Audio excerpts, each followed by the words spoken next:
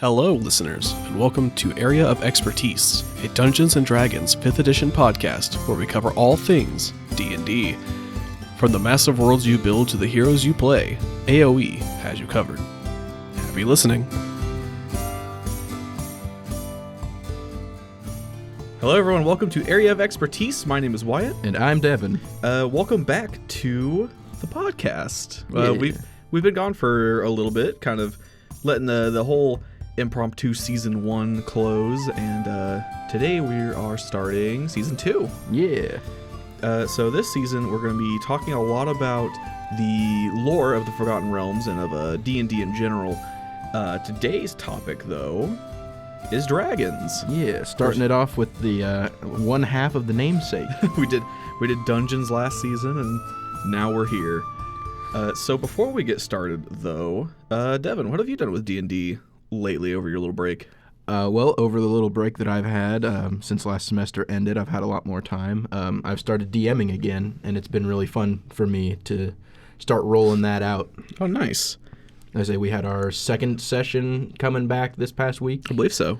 Delving through a dungeon first off, and it's been fun. Yeah, I've been really missing playing as a player character. So like I don't want to like go too deep into it, but Devin's really good at pacing encounters. At least from my standpoint, I feel like you're really good at pacing in terms of like dungeon craft. I think dungeons are probably one of my areas of expertise. Ooh, name drop. For lack of a better term, but yeah, I've always felt like dungeons that I run are always received really well. Mm-hmm. I don't really know what it is. I put in a lot of effort into my dungeons, so. Yeah, I'm really having a lot of fun in your dungeons. It's super hard to get that balance of combat and exploration. I'm glad. And yeah, so with that, I've been running my weekly game. They are getting near the end of their written story. Ooh. And I haven't closed a D&D campaign in probably like 5 or 6 years. I've never actually finished a campaign. They Really? just kind of stop. I wrote this one purposefully to be a little bit short. Yeah. Just because they're new and I want them to experiment with different classes and builds and stuff. And I feel like getting too entranced in your party role, Yeah. It might get a little bit dull. So Yeah, I really like world building and creating and writing, as most who listen would probably know by now. So I get a little carried away with like making grand stories. it can be really hard to realize all of that. But anyway, getting into today's topic, dragons. Yeah. So The today big we're boys. just covering the Chromatic set plus a couple extras, a couple of bonus dragons.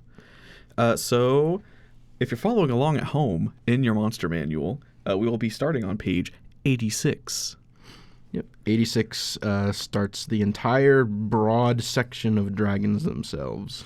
Which, have they come out with any sort of supplement material on dragons since? Not that I know of. I know that in previous editions there were like gem dragons and stuff like that, but they have not come out with anything other than chromatic and metallic dragons. That's interesting. Yeah. It feels like the name of the game is Dungeons and Dragons, and we get a lot of dungeon supplement. Yeah. But we don't get a lot of dragon supplement. Yeah, there's not a whole lot.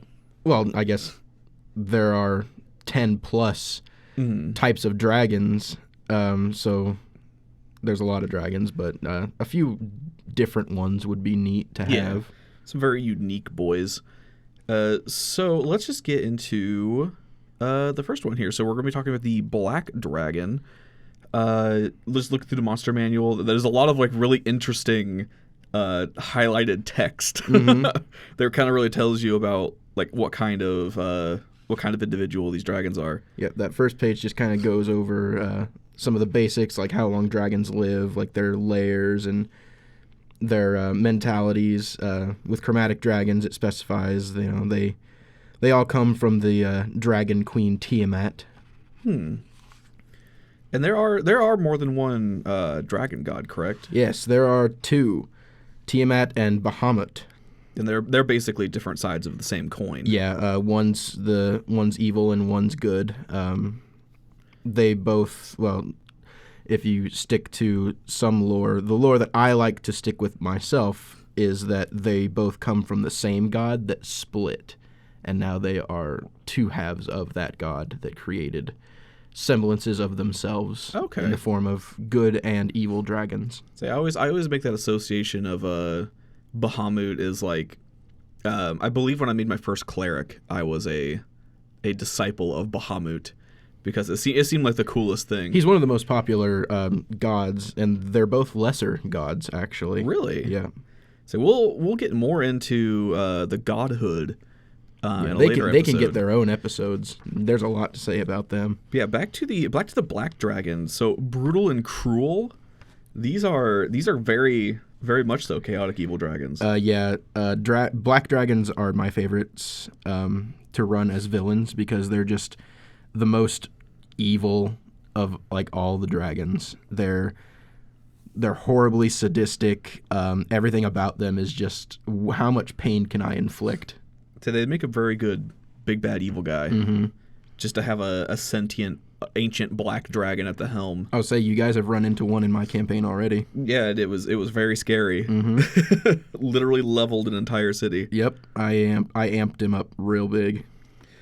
All right, so they have foes and servants. Black dragons hate and fear other dragons. They spy on draconic rivals from afar, looking for opportunities to slay weaker dragons and avoid stronger ones. So they're very much like a brooding kind of. They're schemers. That's interesting. Which is strange for chaotic evil, but yeah, they're very jealous and like full of like more avarice than the usual dragon. All right, and this is something that I haven't really delved into that much as the DM, but lair actions. Yeah, lair actions are always fun. They add an extra oomph to like major encounters. I think that without lair actions, something like a dragon would seem much less intimidating, actually. So like they get legendary actions, don't they? At least the ancient ones. Yeah, the do. ancient one does. Yeah, legendary actions that they can take on any other creature's turn. So Okay, it's like a party member just finishes casting Fireball. Cool, Black Dragon's gonna go now. And then another party member goes, and then it's like, all right, Black Dragon's gonna go now. God, that's brutal. So they get the legendary actions during other people's turns, and then they also get the lair actions. Yep, the lair action always goes on initiative count 20. Oh, that's interesting. So Okay. if you don't roll above a 20, lair goes first. God, it makes me really want to put a dragon in my campaign now. Yeah, dragons are super cool and really interesting. A lot of people, I feel, like avoid them because they're cliches, but you can really add a lot to them to make them interesting. So I know for a fact that I've been in several campaigns over the last few years, like at least half a dozen, and I don't think I think yours was the first time I ever saw a dragon as a character, and that was like at least 5 or 6 campaigns in. And well, most people will probably treat dragons the way that they're normally depicted in fiction, as kind of just like brutish, like non-intelligent creatures that just go around. Like Smaug is a great example of what a dragon should be in The Hobbit of Tolkien's work. Say like dragons in D&D, they're spellcasters. They're I'm trying to think of the word, like den mothers almost. Just a little knowledge tidbit here. Your intelligence score in D&D, a 10 is like an average person's intelligence.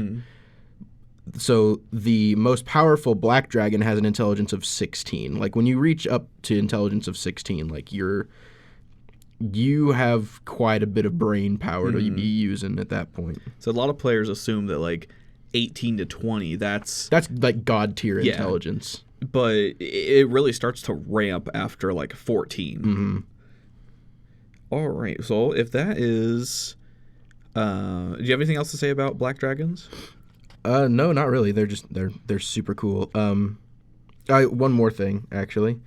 So one interesting thing that I like about all the dragons is that they keep different types of treasure hoards. Mm-hmm.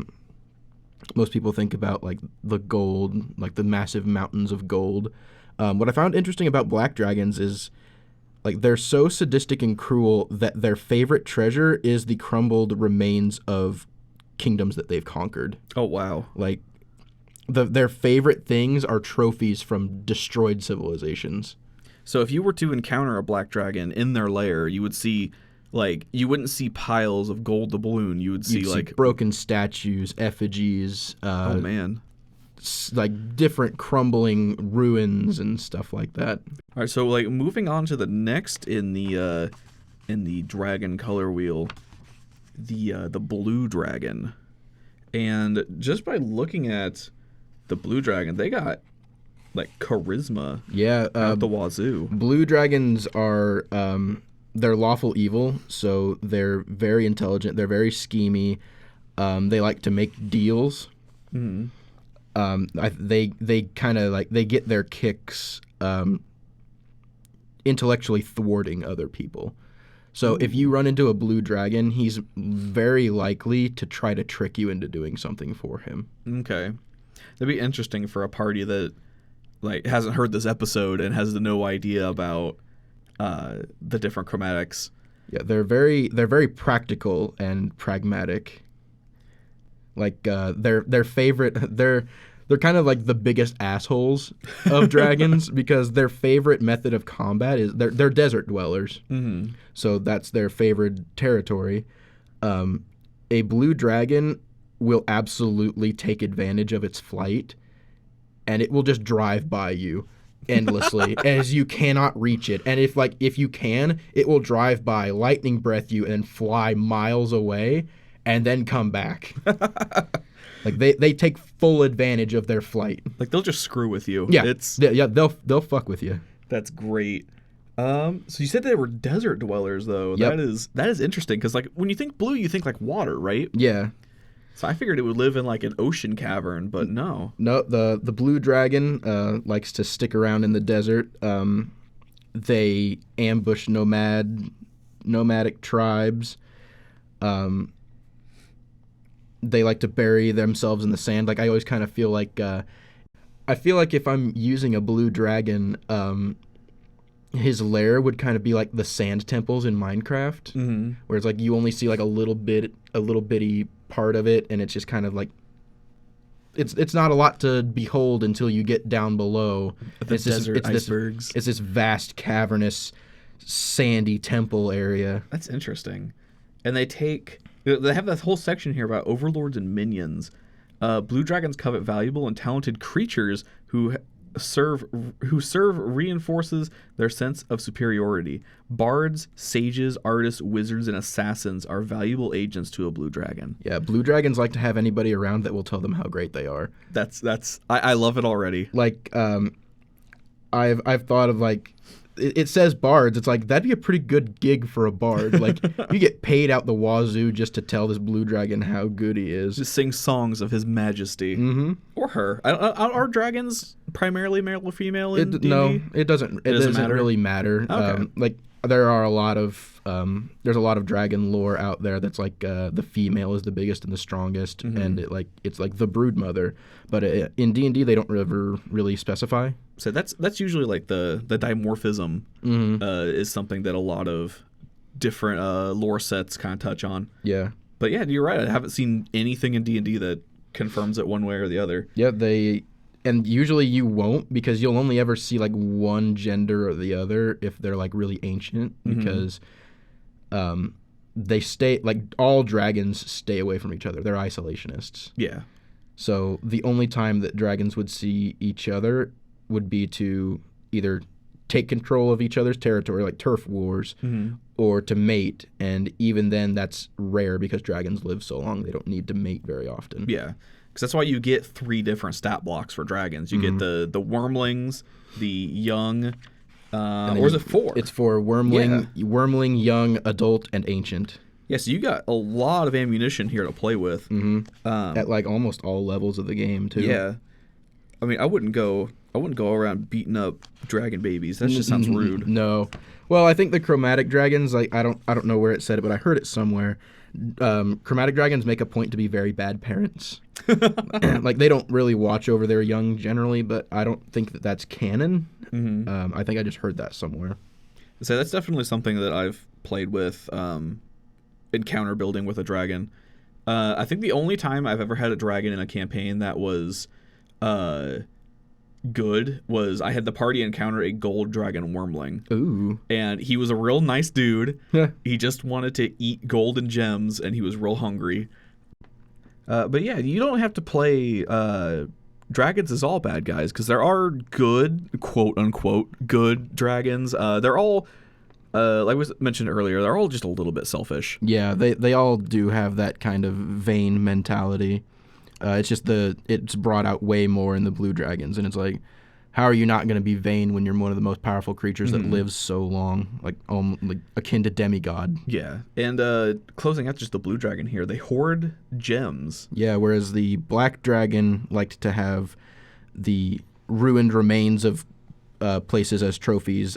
Blue dragons love gems the most, especially sapphires, because it gleams the same color as them. It looks like me. I'm keeping it. It's my favorite thing. Yeah, so just keep in mind, if you are musically talented or an artist and having trouble looking for a job, find a blue dragon and live with them forever. It's something I forgot to mention with the black dragons too, but dragons have regional effects where their lairs are. Ooh. I didn't see it in the last one, but like for blue dragons, thunderstorms rage within 6 miles of their lair. So wherever they're planted at, there's going to be huge thunderstorms around that place at all times. There's like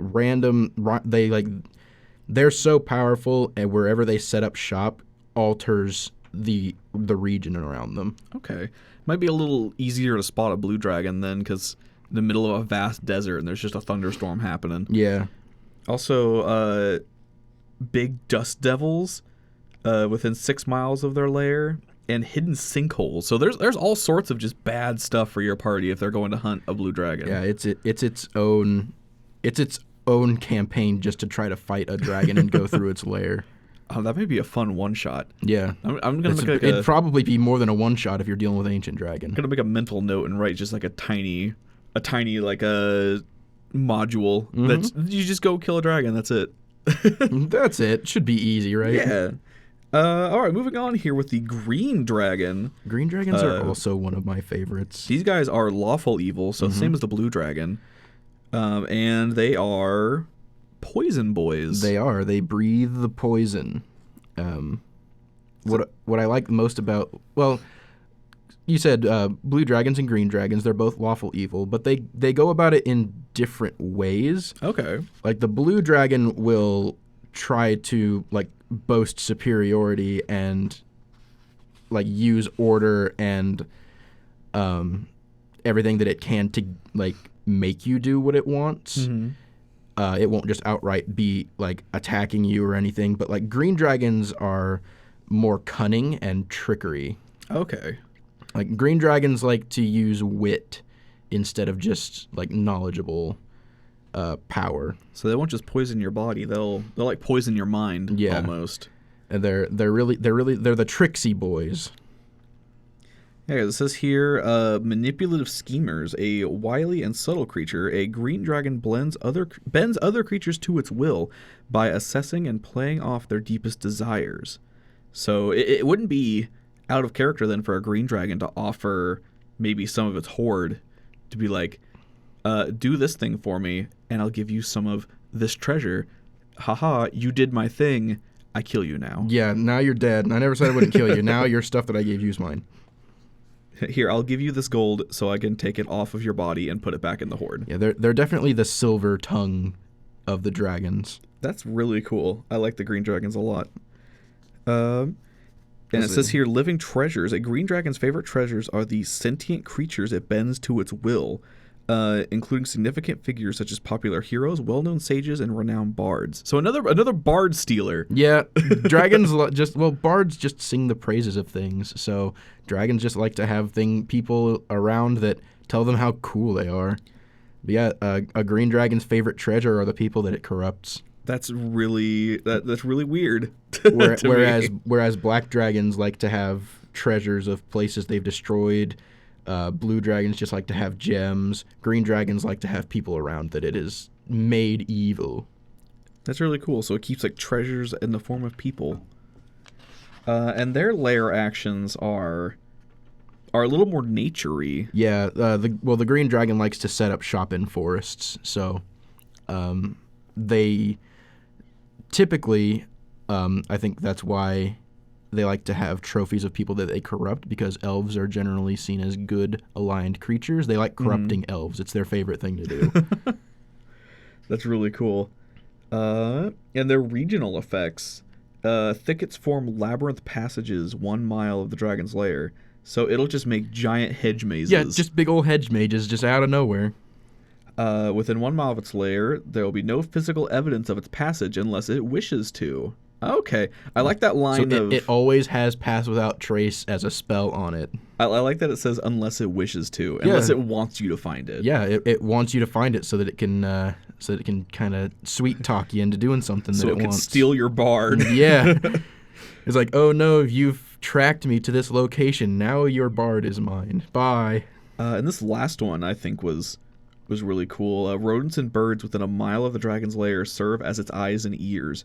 Deer and other large game are strangely absent, hinting at the presence of an unnaturally hungry predator. When you hear the trees squeaking, the green dragon's nearby. Oh man, that's so ominous. Like, you can tell the party they're walking through like a dense underbrush, and out of the corner of their eye they see squirrels and birds peeking their heads around the trees to look at them and then scurrying away. Well, I think it would be even. I think it'd be even cooler if like you gave your party a chance to make a perception check, and the rodent has draconic lizard eyes. Like, yes, this rodent has little slitty eyes. Yeah, he's got the dragon eyes. Oh man! And then everybody's on high alert, and like these aren't just rodents. I hope you guys listening are getting inspiration for a dragon theme in your campaign, because I sure am. I was like, every time I come across dragon stuff, I'm like, oh man, there's so many ideas, so little time. All right, so coming into was this the second to last Chromatic Dragon? Yes. The red variety. These guys are notably chaotic evil, very high strength. Yes, they are the most powerful of all the chromatic dragons. These guys aren't messing around. They're the stereotypical dragon. The mountain dwelling, gold hoarding, the smog alike. Yeah, the smog dudes. So this is the dragon that you see on the front of the player's handbook, I believe. He's on the front of about everything. He's the face. Red dragons are the face of D&D. And these guys are a little bit they're kind of cruel, but they're not quite as doing it for their own pleasure as the black dragon was, I believe. They're more of like, they're cruel for the sake of they want to be the ones in charge. Yeah, they're the most prideful of almost any creature in D&D. Like if you think pride, it's a red dragon. Like their pride like over encompasses everything about them, and all that they want to do is make sure that everybody knows how powerful they are, how much that they could do if they wanted to. So it says here they are arrogant tyrants. Red dragons fly into destructive rages and act on impulse when angered. They are so ferocious and vengeful that they are regarded as the archetypical evil dragon in many cultures. So there we go. We touched on that a little bit. Yep. They're very prone to anger. Their temper is very easily roused. So don't tell him that he's not great, or you will be dead. So is there anywhere in here that says that they steal bards? I don't think that they do. They'd rather eat that bard. So the next section and then even steal says, its money. The next section even says that they are fiercely territorial and isolationist. Well, that's just dragons in general. Yeah, that's just all dragons. I guess these guys a little bit more so. However, they yearn to know about events in the wider world, and they make use of their lesser creatures as informants, messengers, and spies. They're most interested in news about other red dragons, with which they they compete constantly for status. So the red dragon's not going to steal your bard; they're going to steal your rogue. He's gonna go be their informant and spy on other red dragons. Again, this is another big bad evil guy kind of dragon. Red dragons, I think, have probably been red dragons and liches. I think are really common big bad evil guys. And this last little section on them, they're obsessive collectors. They value wealth above all else. Their treasure hoards are legendary. So yeah, we were right in that. They're just the stereotypical dragon. Yep, they just like having things. They hoard gold. They like to be the only red dragon on the block. And yeah, they're very angry. Yeah, the last little paragraph seems almost like it's taken verbatim from The Hobbit. A red dragon knows everything of value and provenance in its hoard, along with each item's exact location. So it'll know if you take anything. Yeah, you steal that Arkenstone, he immediately knows, and if he can't find you, like you slip on a ring of invisibility, he will blow up everything. That'd be a nice little a little dungeon to test your characters. Maybe it's... He's not going to show up until you try to take something. Yeah, maybe there's just little wealthy pieces scattered throughout the dungeon, and it's you come across a gold idol on a little pedestal, and as soon as you pick it up, he gets real pissed. Bursts from beneath the gold. Suddenly, dragon fight. Yeah, and it says, if the thief can't be found, the dragon goes on a rampage, laying waste to towns and villages in an attempt to sate its wrath. So it will destroy until it's not angry anymore. So keep your rogue in tow, I guess. Keep that paladin, keep your rogue front and center. And its lair actions are they live in kind of craggy volcanic areas. Volcanic, mountainous. Volcanic gases and clouds on a 20-foot radius sphere centered on a point the dragon can see within 120 feet of it. So it just sits on top of a mountain, looks at places, and those places erupt in volcanic gases. Yep. That is metal. A big old geyser blows up in within 120 feet of it, and everybody who can't get out of the way takes a real big fire damage. Lots of earthquakes, tainted water sources with sulfur. Yep, so make sure you bring water with you. You bring a decanter of endless waters, because otherwise you're going to have a bad time. All right, so going on to the last of our chromatic boys, the somewhat infamous white dragons. Yeah, white dragons, they're nah. They're nah. No, they're my least favorite. So looking at their stats, they're relatively strong. They got relatively high constitution compared to the other dragons anyway. Compared to the other dragons, well, they're still dragons, but they're the weakest of them all. Notably, their intelligence is a 10 and their wisdom is a 13. Yeah, white dragons are dumb. Oh, and the charisma's a 14, so they're not even supernaturally pretty. Nope. I say they're the least intellectual and cunning of all of the dragons. Let's see, and they are ice boys from the looks of it. They shoot cones of ice. They live in the tundras and the icebergs of the world. An entire lair of a dragon just floating on an iceberg in the northern sea. And from looking at their descriptions, it doesn't seem very unique. It's a lot of just the same stuff. Yeah, white dragons, I think the most unique thing about them is they're really animalistic and feral. They don't have any... They lack... It says, white dragons lack the cunning and tactics of other dragons. However, their bestial nature makes them the best hunters among all dragon kind. So you can definitely tell that there's not going to be any sort of wildlife around a white dragon's lair. And then it says right after that they keep the bodies of their greatest enemies as trophies, freezing corpses where they can look upon them and gloat. Yeah, haha, I killed this. So the blue dragon and the green dragon, they'll keep people around just to tell them how great they are. Mm-hmm. So the white dragon is kind of a mix between the green dragon and the black dragon, where it's I'm going to keep all these people around so I know how great I am, but they're dead. They're also trophies. Yeah, they're trophies. They're not people anymore. They're people I have conquered. I don't know. They strike me as a big game hunter almost. Yeah, they are. They're very monster hunter. Although only moderately intelligent, white dragons have extraordinary memories. They recall every slight and defeat and have been known to conduct malicious vendettas against creatures that have offended them.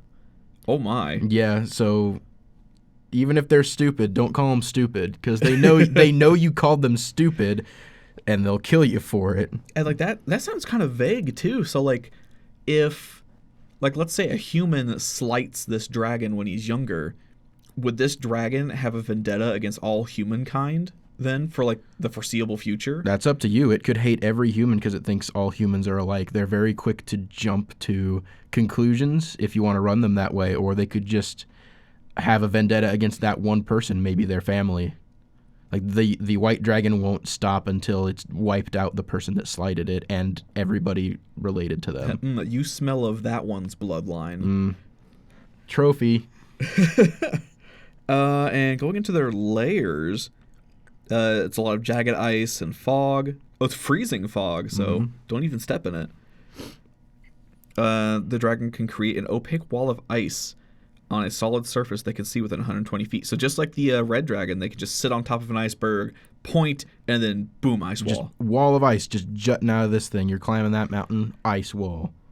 So that's something that also isn't very touched upon in D&D that much. It's just like weather conditions, especially extreme weather conditions. I keep weather conditions current in my game. game. And it I have a calendar and weather and everything. It gives such a huge point of depth too.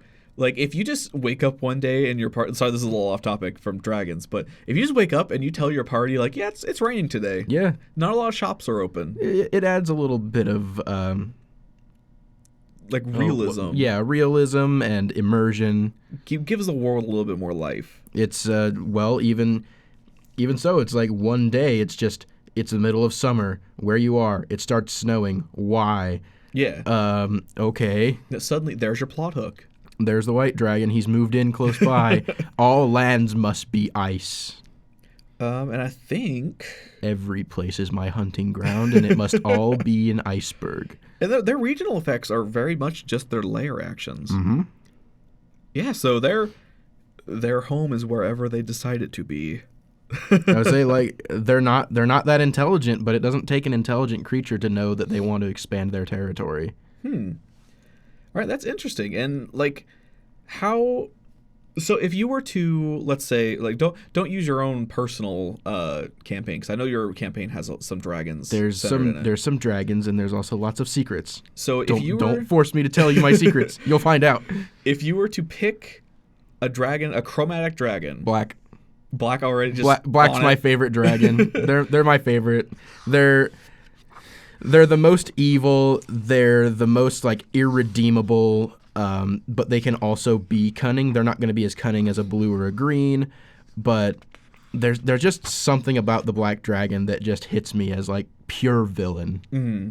And something notable, the chromatic dragons can't shapeshift. No, only the metallic dragons, which we will talk about later. Only metallic dragons can shapeshift into different creatures. I feel like metallic dragons want to help people, whereas black dragons probably, I feel like not black dragons, but chromatic dragons, I feel like they could shapeshift into humanoids or something like that, but they don't on principle. It's beneath them. Yeah, they would rather just be dragons. Yeah, they're already a superior being. Why would they be anything different? Yeah, exactly. So when you're making your world, your setting, I probably wouldn't put every chromatic dragon in your world unless that is a huge point of your plot of like getting your players to visit each chromatic dragon. It'd be a nice like touch in your world if like get an achievement. Yeah, found every dragon. Exactly. Or if there's a quest where you don't have to fight them, but you just have to go like talk to them. Yeah, that or the world that your campaign takes place in is so vast that it would be unreasonable for there not to be at least one of every kind. Yeah. So I would definitely, if I was world building with a dragon, I would pick one or two tops, and then just those are my dragons. So you have met 2 in my campaign. No, you've met 3. Okay, so I remember 2 off the top of my head. You have met a red dragon, which holds dominion over your base. Actually, you're renting from him. That's right. That's the one I was forgetting The about. black dragon, which has been antagonistic to you and has leveled a city that you were trying to save already in its acidy breath. And the archmage that passed away was a silver dragon. Okay. He was polymorphed as a silver dragon. There you go. So even then, when we talk about the metallic dragons, they have even more kind of like story implications. You can work them into basically any situation you want. Well, it's like a little backstory for my campaign with the silver dragon. The silver dragon was polymorphed as like the most powerful archmage in all the land. Everybody went to him for wisdom. He had dominion over a demiplane of just like a gigantic library where all of the best wizards would go to study and research. And he eventually reached the end of his lifespan, which for an ancient dragon is like 800 years plus. Okay. So he passed away naturally, and when he died, he reverted to his normal form of a silver dragon. The party was pretty close to him, and they had he was one of their like quest givers, and one of your party members was a wizard himself that took tutelage under him. Yeah, one of the dragon apprentice. So you were all invited to his kind of his dying words ceremony, and when he died, he transformed back into his silver dragon. There you go. So there's a like in my opinion a really cool example of how you can work some of these creatures into your campaign. Next episode, we will be covering the chromatic side. So just like Devin was just talking about with the silver dragon, he would be kind of in that little group. But before we actually close out this episode, there are 2 extra dragons that we have not discussed. Bonus dragons. So Devin, do you want to introduce us to our first bonus dragon? I'd love to, because it combines my 2 favorite big bad evil guys and creatures in the game. The Draco Lich is a dragon that has transformed itself into an undead monstrosity of immortality. So it's kind of when the mortal plane doesn't offer enough power. Yeah, the only the most vain and power-hungry dragons will attempt to do this, because they have to go through the same process that a regular lich would. Okay. They have to go through the entire ritual. They have to drink the brew of death. They have to die, and then they come back. And they have to create their phylacteries as well. So out of the 5 chromatics, which ones do you think would be more likely to embrace lichdom? It's the... That's a tough question. I think probably the blue dragon, actually. They depict the blue dragon as a picture of the Draco Lich, but I think the blue dragon, because I think that the blue dragons are the most intelligent, if I remember correctly. So they might just want to... Or no, the green dragon is. They might just want to live forever then. Yeah. Combined with their scheming personality and just their desire to be like, the red dragon is the most powerful. Blue is second place. What do you do if you're second place? You do everything you can to surpass first place. Yeah. I guess that makes sense then. Because, you said in the monster manual it is the blue dragon is the one that is depicted as becoming the Draco Lich. Yep. But kind of interesting is it says that you can template your own Draco Lich. Yeah, a Draco Lich can be anything. They give you statistics and abilities to give any given dragon to make it into a Draco Lich. Like they become undead. They no longer need to breathe, eat, drink, or sleep. They get resistance to necrotic damage, immunity to poison. It can't be charmed, frightened, paralyzed, or poisoned. Can't be exhausted, and it gains a magical resistance. So I think it would be a really cool application if, let's say you have a dragon as your big bad evil guy. The party defeats the dragon, doesn't necessarily kill it maybe, but maybe just defeats it, demoralizes it, exiles it. And then your next campaign has maybe a couple hundred years in the future. And Varanix, the blue dragon, has returned. yeah, he's come back as a Dracolich, and he's more powerful than ever. It also it makes a point like chromatic dragons are the spawn of Tiamat, and metallic dragons are the spawns of Bahamut. Mm-hmm. I don't know if it says in the monster manual, but I know if a dragon decides to become a Dracolich, they're forsaken by their patron deity. So Tiamat will hate you if you become a Dracolich. Even the queen of evil dragons will toss you aside. Yep, if she knows that you have become a Dracolich, she will resent you and she will cast you aside. You're no longer a dragon to her. That's really interesting, actually. Imagine becoming enemies with the most evil dragon in all of existence. The five-headed mama. So is there anything else that you would like to talk about in reference to Dracoliches? The only other thing that it specifies is only ancient and adult dragons can become Dracoliches. If you're anything younger than that, you die. You must be this tall to ride. Yeah, you must be this tall to be a Dracolich. If not, death. And the very last dragon that we're going to talk about on this episode is kind of an interesting one. This is one that I know almost nothing about. Yeah, I like these boys a lot. I think they're pretty cool. And these are the shadow dragons. Yeah. So shadow dragons can be any dragon. Before, I think that only an evil chromatic dragon would attempt to become a Dracolich. But a shadow dragon can be any dragon. Okay. Because sometimes it's not their choice. Sometimes, well, we can start off. A shadow dragon is any dragon that has fallen into or been born within the realm of the Shadowfell. Okay. The years that they spend there, if they can't escape, twists and warps them into beings of shadow. So if you were to go into the Shadowfell for and remind our listeners at home exactly where the Shadowfell would lie. The Shadowfell is directly, if you think of it in like bubbles, the material plane is the main bubble. Mm-hmm. The Shadowfell is like that little sticky bubble that sits off to the side of the main bubble, as well as the Feywild sits on the other side. So okay. The Shadowfell is like the nether plane, like the upside down, if you will. So it's the negative side of our existence. I think I might be wrong, but I believe the Shadowfell perfectly mirrors the material plane, mm-hmm. but everything is dark and it's maddening to be in. Okay. So I can see how a 800-year-old flying lizard might go a little insane.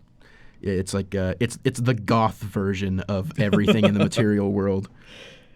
So reading about this shadow dragon, like you said, any dragon can be a shadow dragon. Yep. So you're not going to get a different type for each. It's reasonable to assume that a dragon might go to the Shadowfell just to become a shadow dragon, to mm-hmm. like kind of like amp up its power a little bit. But sometimes the dragon doesn't really have a choice. Like somebody could have just been born there, mm-hmm. and it just doesn't have any means to get out. So like a shadow dragon a silver dragon could be a shadow dragon. Okay. Even a wormling. Yeah, because dragons on their own don't possess any way to extra-dimensional travel. Nope. I guess some of the metallics might. I don't think that they do inherently, but spellcasting is something you can give to dragons, but base, no. Dragons don't have any ability to plane shift. Okay, so any sort of chromatic dragon then would just be stuck by itself. Yeah. Okay. Unless they find someone or something, or they find like a portal to get themselves back. And it says here, this is an important thing, a shadow dragon is so suffused with the power of the Shadowfell that even a return to the material plane can't undo the transformation. Mm-hmm. Some shadow dragons attempt to lure other creatures from the mortal realm into the Shadowfell to keep them as company, at least until they're tired of their guests and devour them. Yeah, the Shadowfell is a pretty lonely place, so even a dragon that is as prideful as a chromatic red It's like all about himself. Like everything's about me. I'm the most powerful creature in existence. The Shadowfell itself could cause that dragon to be like, man, I need some friends. I need to go kidnap a bard. I need somebody to tell me how great I am. Tell me I'm pretty.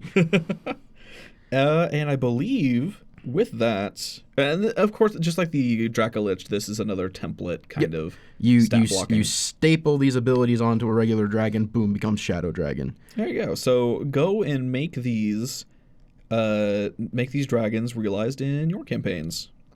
And if you are listening on YouTube, leave a comment if you have ever used one of these dragons in your campaign. Yeah. Because it's something that is much more rare in a campaign than I think it should be. Yeah, I think it's just too many people think that it's cliche, but it definitely doesn't have to be. There's so much that you can do with them.